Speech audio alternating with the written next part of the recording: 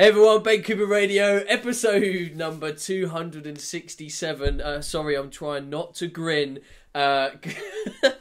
because my guest today is too busy flexing and admiring himself on the other end, which is strange for a Scot because they're usually an ugly bunch of... Andy McKenzie, welcome back to the show. Mr. Coomer, how dare you call me ugly? My beard is much better than yours, young man. Mate, you look like Tom Hanks from Castaway. I've actually had this trimmed, mate. So this is like I think this is the slimmed down version that you've seen at the minute. Jesus, I don't want to see you before. You're not auditioning for a part as a homeless, down and out personal trainer, are you? No, I'm actually going to go for the Viking look, so stay tuned. I want to see a hat. Do you know what I've done? Like about 6 weeks ago, I thought, right, it's my birthday next week. What I'll do is I'll grow a beard, and then when it comes to my birthday, I'll shave it off. Then I'll automatically look 10 years younger. Ta-da! But that's not going to happen, and I've actually grown sort of like attached to the beard, so I'm going to keep it. Yeah. I can't be cleanly shaven. I hate being cleanly shaven. Yeah. Andy, you were on the show quite a long time ago. We had a rant and a ramble about loads of different stuff. So if you haven't listened to that, go back and find that episode. Andy, update me. At this point in the show, I usually say, hey, how you doing? What do you do? Describe yourself to the audience. We should probably say, what are you doing right now, and kind of what is your thing? I know you're working at Too Long. You've got your combined strength online program. You're doing some coaching. Lay down the update. Right. I wonder what I said in the last podcast. So if I contradict myself, it means that I'm actually moving on in my life. So don't hold me to what was said before. No, I'm living out in Toulon at the moment. I moved there last year. And that was part of me really living my life from a little plan that I wrote some time ago. And I had the opportunity to come up, and I thought I've always wanted to live by the sea and live abroad as well. So I wanted to immerse myself living abroad. So I thought perfect opportunity and went for it. So that is me in Toulon. And then from there, I'm working on the combined strength group is a mentorship group that I've got for coaches. And really what I'm trying to do there is create coaches that are going to become thinkers in the industry rather than followers, which I see too much of at the moment. And then there's adjuncts around that. I've got like an online training group where I interact a lot with people who are not in the industry who just want really good training programs. And before, I used to do online training sort of like one-to-one, but it was too expensive. So this is more like a real cost-effective version for people. So that's pretty much where I am at the moment, and still, doing lots of travelling just to annoy some people out there. Mate, it sounds like you're living the dream. You're doing the online thing, you're doing some rugby, which is obviously an amazing sport, and you're getting to do what you love. Let's dive in straight at the jugular. You mentioned thinkers. Now, you and me are both sort of educators in the industry. We try and inspire people to think differently, do differently, think of different angles. Whether it's a coach or an everyday person, what character traits or what are you trying to develop to make someone a thinker? Well, the reason why I thought about that process is it was stemmed from my time in Russia. And when I spoke to Dmitry Berestov out there, he says one of the things that they want to do with their athletes is they want to create thinkers. So, for example, the coach would give them all the information they need. However, when they're stood on the platform on their own, it's at that time then they've actually got to make decisions for themselves. And for me, I thought that was really powerful. And when I come back and I looked at the industry and what I'm trying to create is the reality is you can learn all this information, but you're the person that's going to be stood in front of the client, and therefore you've got to have the ability to think based on what that person's telling you that information. So that was that's why I tried to. Well, that's what I'm creating with the combined strength group. I think from that then is what sort of character trait. I think first off, trainers have got to understand what their values are, both in terms of how they conduct themselves and how they want to act within their business. And then the other one on top of that is that the knowledge that they've got, really being happy that they know enough to do a good job, and that they really need to start putting their own spin on it, because in some respects it may actually take the industry in a new direction that's never been thought of before, or they may challenge old beliefs or old evidence and little things like that. So they're some of the reasons why I want to create sort of like thinkers in the industry rather than followers, which I believe that some people have just done in the past. I think as a cultural thing, I think there's a mixture of a lack of confidence, both if we talked about trainers and coaches and if we talked about everyday people in the gym trying to be fitter and healthier. And also there's a culture now that we read and digest so much information and just absorb it off this internet thing that we rely on something else to control really our thought process and our destiny. So when a coach is standing there, like you said, or someone just walks into a gym, they think, shit, I need a plan. And actually, and this is just myself as a character, I don't like actually going into the gym with a plan, because I don't have a really clear outcome in the gym, to be honest. Like, I don't want a 200 kilo deadlift, or I don't want, something arbitrary. Don't get me wrong, there's some stuff that I have to do, like there's things that my body needs. And if you were my coach, Andy, you'd probably say, Ben, when you're in the gym, I want you to make sure you do these and these movements, because you're weak in them and it's going to make this stuff stronger. But I kind of like to be able to play. Like, I want to be able to walk into the gym and say, do you know what, I'm going to deadlift today. Or I don't want to deadlift, I'm going to do this. But most people really panic because we're so reliant on just stuff rather than being intuitive about what we know and what our body just wants to do. What I would say with that is you're probably in a different place from other people. So you've probably got the confidence to walk in, or a level of physique or ability that you're, dare I say, happy with, and therefore you can go in and afford to actually train like that. There is, in some respects, I trained for like that for maybe around 2 years, just going in and being intuitive and thinking I'm going to do this, but now I follow a more structured plan. Because I'm busy, therefore I don't really want to think too much when it comes to training as well. I think the other thing as well is the element of play for me is massively important. And I've got a warm-up system within combined strength called RAPS. And for me, that is probably a bit of a game changer for coaches, because the reality is it still gives you a structure to follow. But the beauty is it allows you to think within that structure. So if I quickly break down RAPS, so W is warm, R is range of movement, A is activation, and then P has got it's got a few different components. One element is potentiate, so you can, depending on the type of athlete or person you actually are. The other one is patterns, so you can improve like the squat pattern or the push and pull, etc., etc.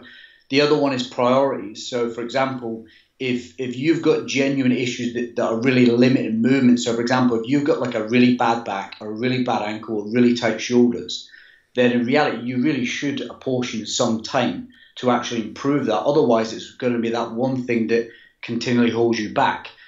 The other thing, though, as well, is the other P, and the last one is play. Now, and this is where that I think it's funny that you said that, because sometimes you need to have that element of fun, that element of, I'm just going to do this. But in reality, I don't think that should be the whole session. It should be a small part where you just switch. And for me, what it does is, I think if someone comes into the gym and I just see that their mind's not on, I may play a game just to bring them back in the room, or just divert their thoughts and then come back into the training session. So that's why I like RAPS. And the last one is skill, because I always believe you should develop a skill when you come to training, and then you move on from the training program. So that's what I'll say to that, mate. I love that system. It's really simple. I love that. And I agree with you 100%. You know, there's been years and years and years in my life where I've followed a program and I'd had to have that structure to get an actual outcome. And I had Christian Thibodeau on the show about 2 months ago, and he talked about a fascinating concept, and really I kind of hadn't really given it a lot of thought. I'd given it a lot of thought in the world of nutrition, but not in training. And that was that we all have character traits. And I've kind of got like a bit of ADHD in the way that I like doing lots of different stuff. I'm a bit of an adventurous type person, where there's other people that like conformity, they like linear progression, they like the numbers, and they get the kind of reward from saying, yeah, I did like 1% better today. And I think that's an interesting concept of people trying to find out what character type they are, because you might be someone that needs 70% play and 30% structure, and then vice versa, because that's just intuitively how you want to do things, maybe. Yeah, one of the ways that I like to structure programming is it's simple. There's a start, there's a middle, and there's the end. So, for example, like, a lot of people need different stimulation. They want to, dare I say, and it makes me sort of like a little bit sick in my mouth as I say this, but they want to be entertained when they're doing a session, and I get that. The thing is, for me, the middle part, it needs to have some sort of structure, some sort of logic to it, some sort of progression. Otherwise, you won't adapt and you won't see results long term, especially if you want to improve on something specific. But there's nothing stopping you from using a wrap system to really throw and shake things up a little bit, and then adapt that to whatever way you want. So if you want to sort of like develop, play, and have fun for like a 5-10 minute block, and then move into developing handstands. So I'll give an example. You can, for play and skill, you can do cartwheels, you can do movements on the floor, you can do crawling patterns. There's loads of games you can do with that. Because you're warmed up and you're ready, then you go into handstands, so you can really develop a skill. So those two, and in fact, handstands and stuff and bodyweight stuff like that are quite fun as well. So you can really stick those two together and you can develop something. So for me as a coach, I think it's very clever on our part if you can let people play, but at the same time know that you're actually getting progression. The middle part of the session, you have logical progression. And at the end, I always finish with core, conditioning, or grip. And for me, then that's when you can come up with lots and lots of different sessions that you can explore. But as long as there is an element of core, an element of grip, or an element of condition, or blending all three, then you can still get progress, but you can still be stimulated in a lot of different ways. So somebody can walk out and go, wow, that was an amazing session. But the coach knows the bit in the middle was the bit that's most important to him, and therefore he can continually progress on.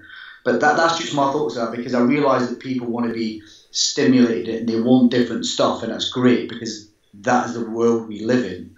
But as coaches, then we've got to find the middle bit that we know. As long as they do that middle bit, I'm happy that they're going in the right direction. Does that make sense where it's coming from? Yeah, absolutely, 100%. And I think, having observed, we've worked together in the past, and I've observed a lot of your work. And one thing that I always respected about your programming, and people used to love and hate you for it when I observed your coaching, is that the last 10-15 minutes of your training program, you meant business. Like when you say conditioning, like you're going to condition that person, and everyone would look at the whiteboard that you've written up that day for the WOD or whatever you like to call it and go, oh shit, I'm not looking forward to that. But they know at the end of it they're going to be a better, stronger, more able person. And if I look at a lot of people's programming, there's some element of warm up and there's an element of intra progression, but at the end of it, no one walks out of the gym these days with a proper sweat on. And I'm just looking at the gym that I'm currently in. No one's leaving that gym like, fuck, like I'm going to be fitter tomorrow. Don't get me wrong, there's some stimulus there, but there's not true stimulus. And if we look at the results people are expecting out of their programming, in the reality, it doesn't really match their programming. Yeah, 100%. The funny thing is, though, is like sometimes you don't always have to have the hardest element in the last 10 or 15 minutes. There's nothing wrong. So if I go back to the W part of the warm-up system, the W part for me is both psychological and physiological. So, for example, I could text you, Ben, and say, you better bring some post-workout today because today you're going to get completely destroyed. So already I've raised your level of anxiety almost for that session. So I know that straight away it's going to be an element of fear, but that element of fear for me, now depending on who you are, is going to make you raise your game straight from the off. I could then, as you walk in there, I could have a prowler there with 100 kilograms on. I could say, right, the warm-up is going to be prowler push into backward into backward bear crawl, and we're going to do that for 5 minutes continuous. Now, most people would say, well, you mean they're not warmed up for that? But we've got to be, I mean, you've got to pick and choose your battles wisely when you're doing that. But you can still have a very, very tough start to a session and then build on top of that, especially when people are pretty well conditioned. So it's good to throw stuff like that in every now and again, just to keep you guessing. We've kind of touched on almost the principles of CrossFit loosely here already. There's certain ways of thinking that people associate CrossFit with. WOD is a classic one. When I observed your workouts, it was quite often something tough at the end. Where do you bridge this gap between what is seen as CrossFit and what is seen as strength and conditioning? Because I've always seen a big element of your programming being kind of CrossFit. What are the pros of CrossFit for you in your programming and in maybe everyone's programming? Your CrossFit Ben. In his CrossFit t-shirt. Yeah, no, this is from a good friend of mine, Jordan Wallace. I know Jordan, yeah. I bought his laptop off him years ago, didn't I? Yeah.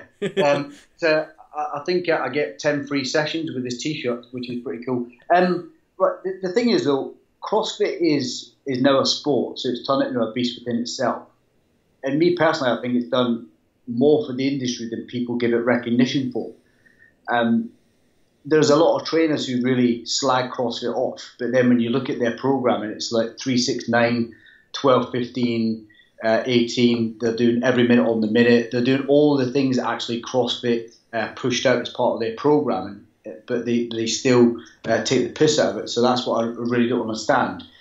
The reality is I don't really know too much about CrossFit in terms of, because I don't do that. I've always programmed my own way. And for me, there's always going to be an overlap of training. I think CrossFit is very functional exercise across specific domains, whatever it is their thing. Where the reality is strength conditioning on the other side is from a professional environment. And therefore, if you look at strength conditioning right in a professional environment, everything is controlled as much as it can be. So like all the reps are controlled, the athlete's life's controlled. I mean, it's a very, very logical progression. I mean, they're gonna move from like 80% to 82.5, 85, all the way up. So for me, the general population, I don't think needs that unless they're going for something really, really specific and they're trained in a certain way and they've got a certain background to their training. CrossFit, on the other hand, is, for me, all down to the actual coach that delivers it. So if they're a bad coach and they don't really pay attention to form, and they're all about the ego, they're all about delivering what the client wants rather than what they understand, what they need, then you're always going to have problems. And that's the issue with CrossFit and this, where does it merge with S&C? They're two completely different things. And now CrossFit for me is standing on its own. I mean, look at what it's producing at the minute as well. It's fantastic. But the gymnastics was done before, Olympic lifting was, all these things were actually done before, like circuit training and things like that. We've now just got new ways and new information of how to do it, and we're making it a lot better. So I'm all for it. I don't mind it at all as a sport, because that's what it is now, or the other thing is a training methodology. My only little part would be is what I talk about, that bit in the middle. I like to have some structure in the middle and some logical progression, but the start and the finish, that's when you can really play around with it and have a little bit of fun as well and challenge people. So to bring this together for people a little bit, because we've almost kind of coined this podcast how to build a gym program. You've talked about this RAPS methodology. There's a part of progression. We've identified that conditioning is key, that variety can be key. When you look at people's programming right now, what do you always want to inject? What do you always say, well, where's this part of your program? And if you were to then kind of package that information up at the end of this chat, what should people be left with thinking of when they next walk in the gym and say, right, this is how I'm going to change my training for my body? Well, this is based on my philosophy, and mine's has always been, well, not always been, but certainly the last few years as I've whittled it down, is move with a purpose to improve. And for me, I see far too many people in the gym like jumping straight onto barbell work or strength training, but they've got no good foundation of good quality movement. So they haven't got full active and passive range at the joint, and therefore they're always going to lead into problems. They're going to lead into injury because their body's not ready for it yet. So that's one of the biggest things. The second one of that is they don't warm up enough or properly. They don't really pay particular attention to. Certainly somebody who's never really moved before, if they haven't got a good base of movement, I would want them to spend a good 20, 25 minutes warming the body up and preparing themselves. But that doesn't mean to say that warm-up is easy, because, for example, when I look at patterns, I might get somebody's part of the warm-up to do 1 chin, 2 hanging knee raises, 3 push-ups, 4 squat thrusts, and 5 bodyweight squats or 5 goblet squats, and do that for 3 rounds.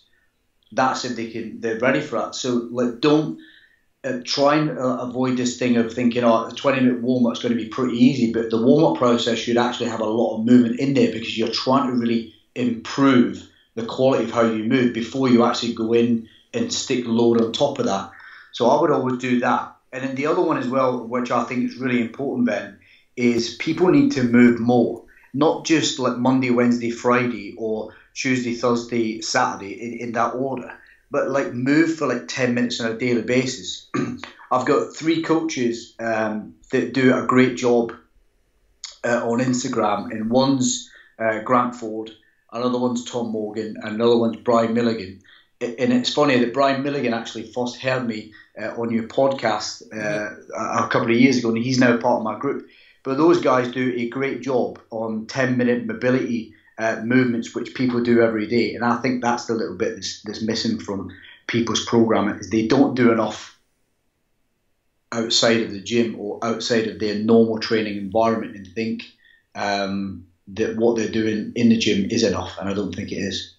I'd agree with you. I think, do you then think that then makes you, because for me, if you took Monday, Wednesday, Friday, which you talked about, for me, it always conditions the body to only be ready in the environment that it puts itself to be ready in.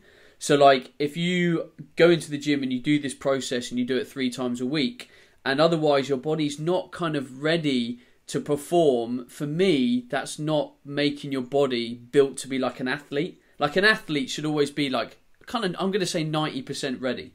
Like if you threw a ball at it, it could run, change direction, throw a pass, maybe hit someone. If it warmed up properly and did some activation, then it could probably do that to 100%. And for me, if we're not, like you say, doing little bits of this every day, we're not really ready for, the kind of out of environment, out of perfect scenario ways that we can kind of apply ourselves. Yeah. One thing, I did a handstand course with Yuri Marmenstein last year, and one thing he said, and it made me think about things in a different way, is your handstand is pretty much what you can do when you when you get out of bed in the morning and you kick up into a handstand. So that's where your true handstand is really at. And what I like about that is reality. For example, if you've got a mobility issue, or if something is causing you a problem to exercise, then you need to spend a lot of time to actually remove that. So if you can't get into a deep squat, you want to mobilize and spend enough time on that issue so that you can wake up in the morning, or I can sit you, Ben, drop into a squat without the need for a warm-up.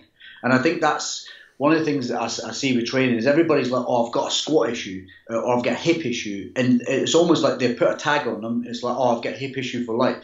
It's like, no, you've got a problem around that area. Here's the solution. Put all your energy into that, and then it will not be a continued problem throughout your life. And that really comes back to moving daily as a part of practice. So everybody's got 5 or 10 minutes. In fact, Max Shank does a 5-minute movement flow, which is fantastic. So people can go look him up. Like Grant Ford's got a great little group as well doing 10 minute. And people think, 5 and 10 minutes is not enough.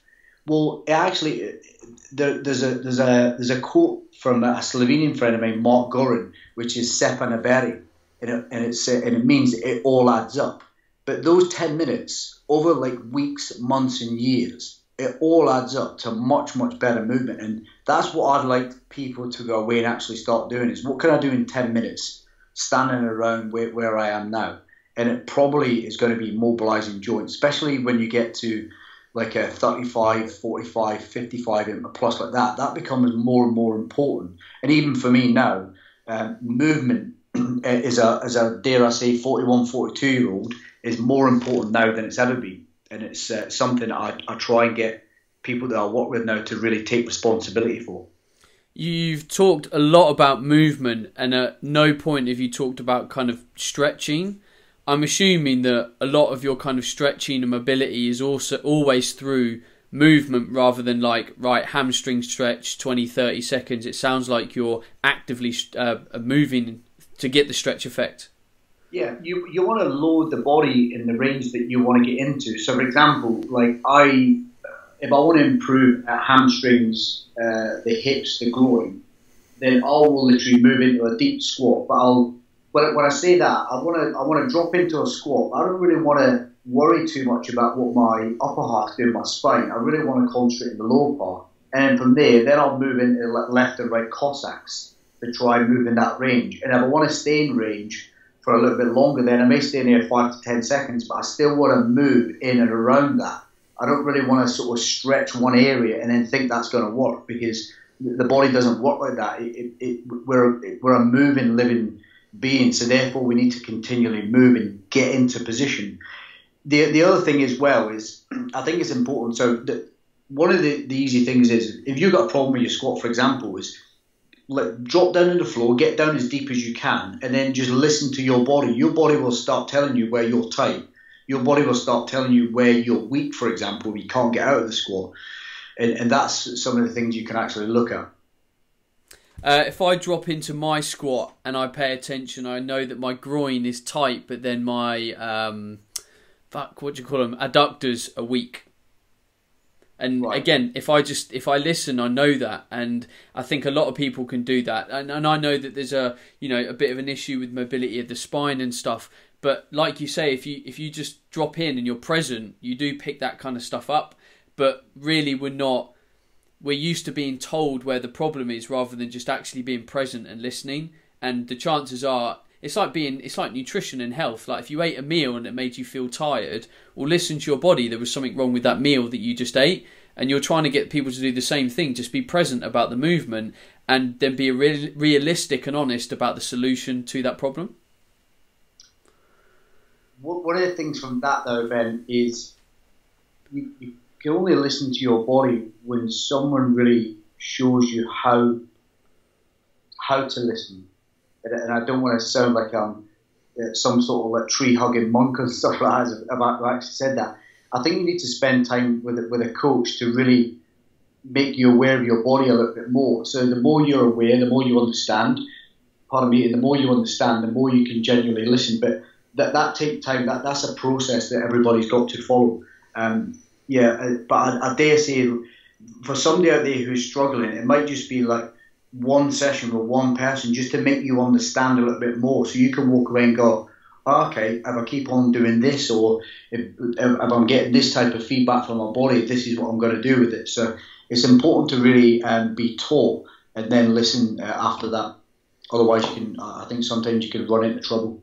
Yeah. And the chances are you need to have enough knowledge to apply that solution. If you don't understand what muscles are going where and what joints and how to open a joint and how to move that joint and how to train it, then yeah, you can't apply the solution, can you?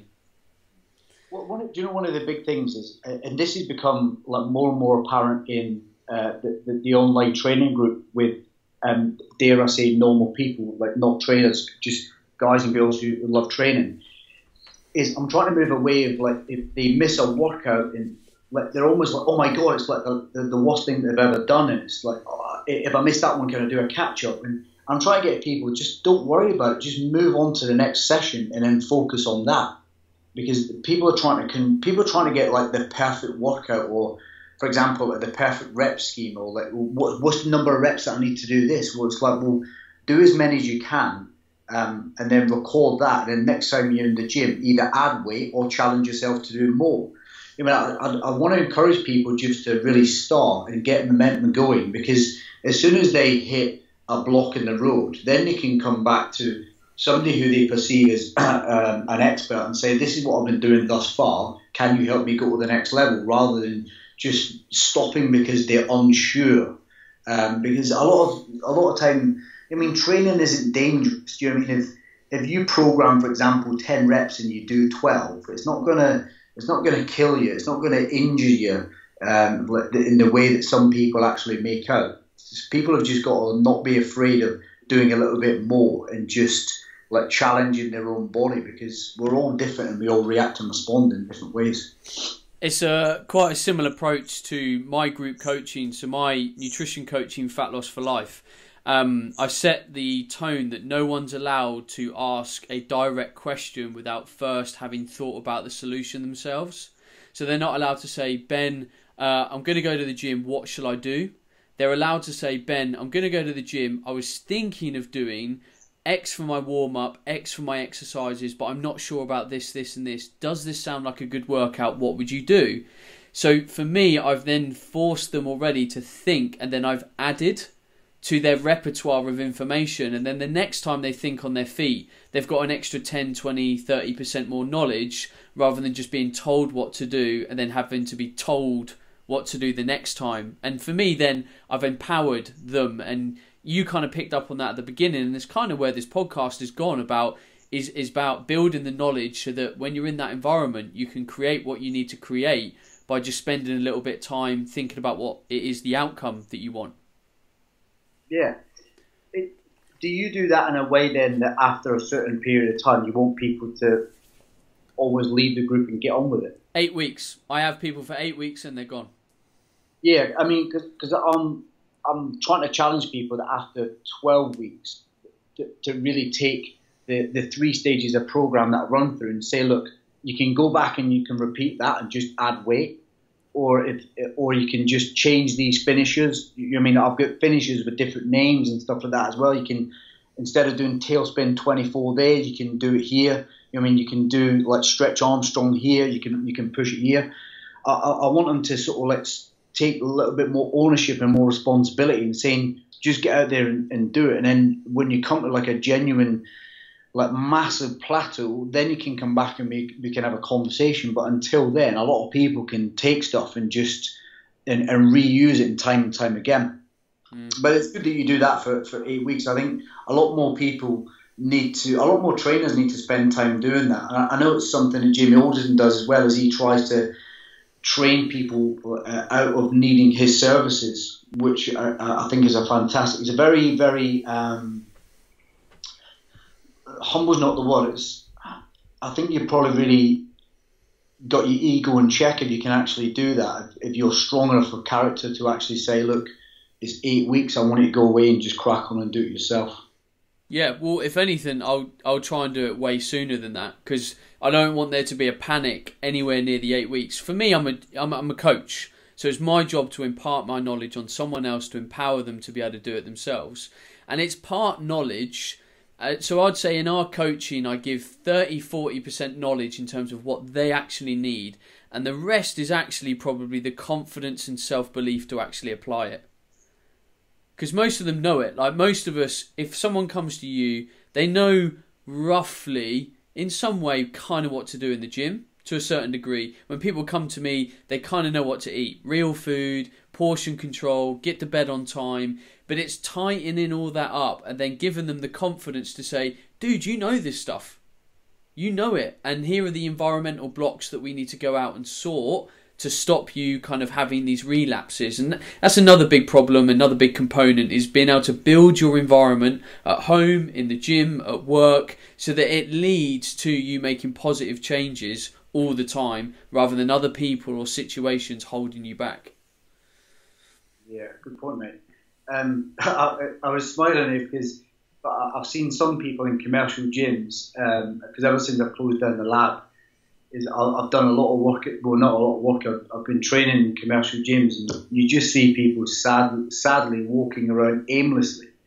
But what I want to say is to, if trainers are out there, just go and grab people, give them a ton of information that can help them, and I guarantee you that will come back. They will come back and ask more questions, or they will hit like a roadblock, and then they will need you look beyond that because you've given them information to get on with.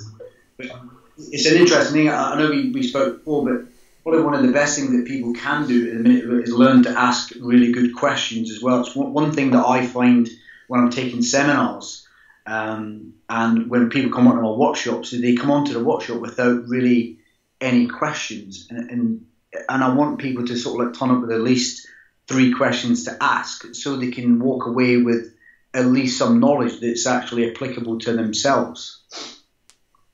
You gotta ask a good question to get a good answer. Yeah.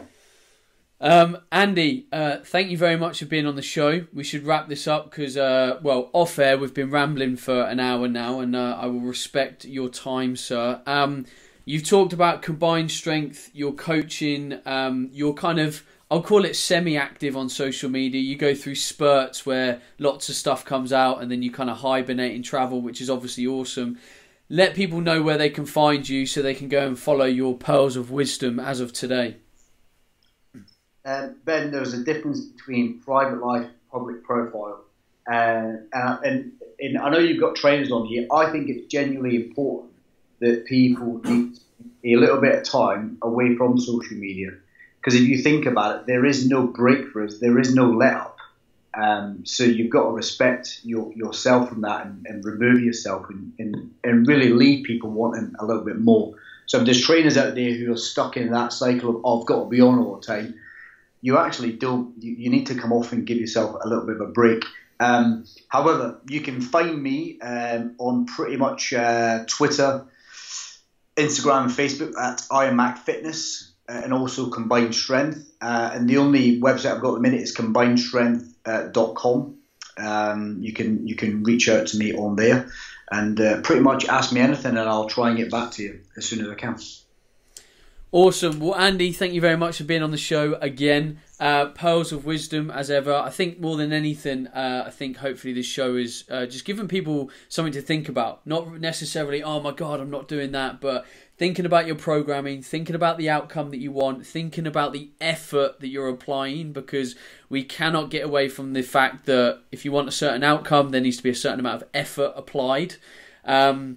So if you see this on social media, then give us a tag, retweet it, share it. If you think someone will benefit from listening to the show, then tag a friend in, tag your training buddy in, because if you can help the show grow in other places, then that would be amazing. I will be back on the show next week with either a guest or Tom. I don't know. I'm not organised enough to be able to tell. Otherwise, and as always, I will be around next Thursday. Andy, thanks again.